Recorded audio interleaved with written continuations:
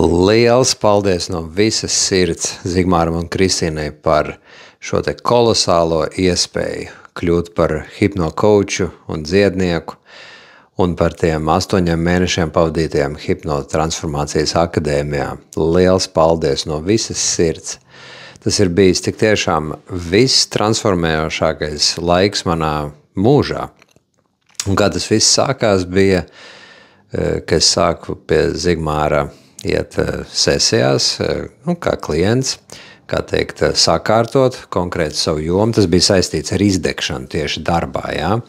Un zīmīgi, kad tieši ar tādiem cilvēkiem arī tagad es strādāšu, kā nu jau hipnokoučs pats, jā.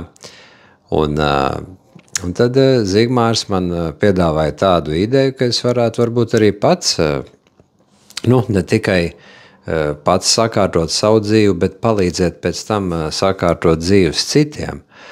Un mani tā doma ļoti vilināja, bet, protams, bija bažas, bailes, kā es to paveikšu. Nav taču laiks, vai ne? Darbs saspringts, plus vēl pārvākšanās uz jaunu valsti, tur visāds dokumentu kārtošanas, ļoti saspringts, ģimenes dzīvu, pa kur laiku es to mācīšos, bija tāds pirmais, vai ne, un otrais arī tāds, tā kā neticības sev, kā es to vispār varēšu paveikt, bet kaut kas iekšā man teica, ka vajag iet uz to, un es parakstījos uz akadēmiju kopā ar savu draudzeni, mēs divatā, to visu darījām, un tas bija vienkārši kolosāli, tik transformējoši. Ne tikai pats es varēju, palikt ar vien tīrāks un skaidrāks, noņemt nost visas tās nevajadzīgās sajūtas un zemapziņas programmas, jā, bet es arī sāku izbaudīt to kolosālo sajūtu, kāda ir, ka tu strādā ar otru cilvēku, un lietā šos te kolosālos instrumentus, un tu redzi to transformāciju.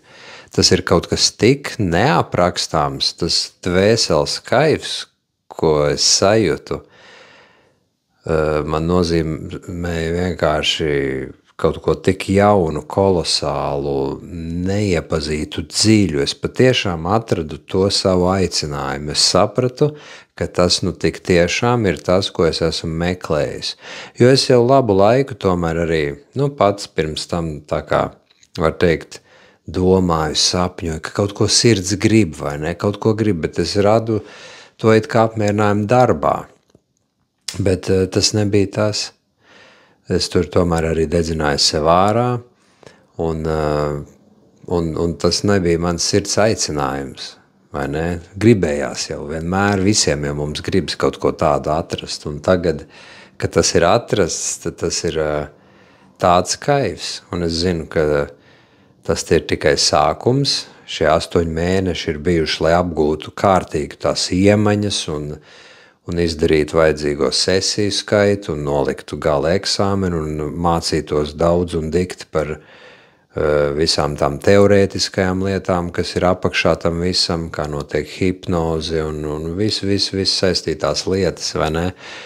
Un tagad ir tikai ceļš sākums un ir iekšā tāds dzinulis spars. Un pa spīti tam, ka man vēl joprojām ir darbs, pamata darbs, jā, un man viņš būs vēl krietnu laiku, jā.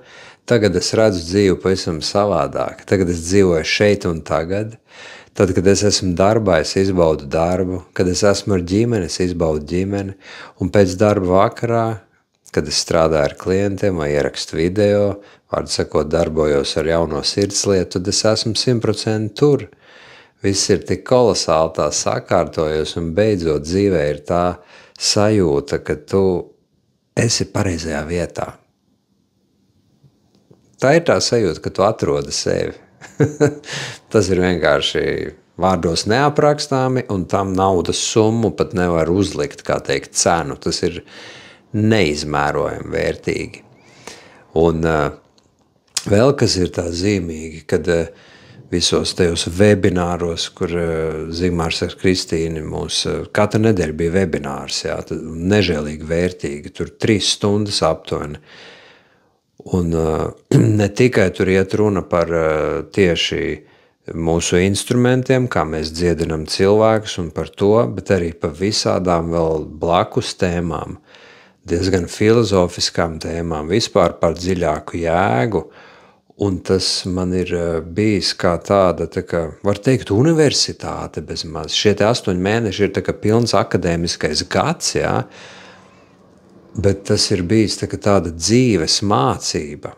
Viss, ko es esmu iemācījies pa pēdējiem gadiem, tāpat klausoties internetā un pētot un uzzinot visādas idejas, kā strādā pasaule un, kā teikt, vēsture un viss kaut kas, jā.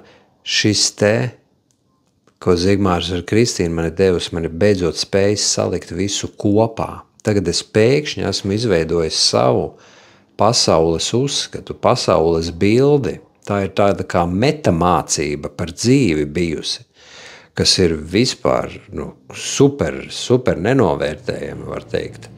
Tā kā, jāsaka tā, viennozīmīgi Hipnotransformācijas akadēmija ir ne tikai akadēmija par to, kā tu vari, pirmām kārtām jau ne tikai akadēmija, bet pašam dziednīca tā ir bijusi, ja, kur es esmu dziedināts, ticis kā cilvēks, ja, no daudzām traumām, vai ne? Milzums daudz traumām un tām programmām un iestādījumiem, ja. Un ne tikai tas ir par to terapeitisko instrumentu, īstenībā tur ir vesela buķeta ar visādiem instrumentiem, ja, un tehnikām un vesels kosmos, ne tikai par to, bet tas arī par vispār tavu attīstību kā pieaugušu cilvēku. Tu nobriesti, tu pēkšņi sāc redzēt lietas īstajā gaismā, tā kaut kā, un atrodi pats sevi tajā procesā. Tas ir vienkārši kaifs, tas ir bijis. Un tagad, kad tas ir beidzies, jā, ir tāda nostalģija pēc tā, jo tas bija tā kā ģimene, Zigmārs ar Kristīnu un mūsu kolēģi visi kopā, tā gaisotne ir vienkārši kolosāla. Katru trešdienu bija webināri, gaidījām ļoti ar manu mīļoto kopā tos webinārus un tad pa visu nedēļu darījām sesijas viens otram un tas bija kaifs. Un tagad ir, kā teikt, iegūts instruments uz dzīvi un tas ir tikai sākums, es to zinu. Tā kā milzīgs paldies jums, tas ir bijis vienkārši kolosāls laiks manā dzīvē. Milzīgs paldies!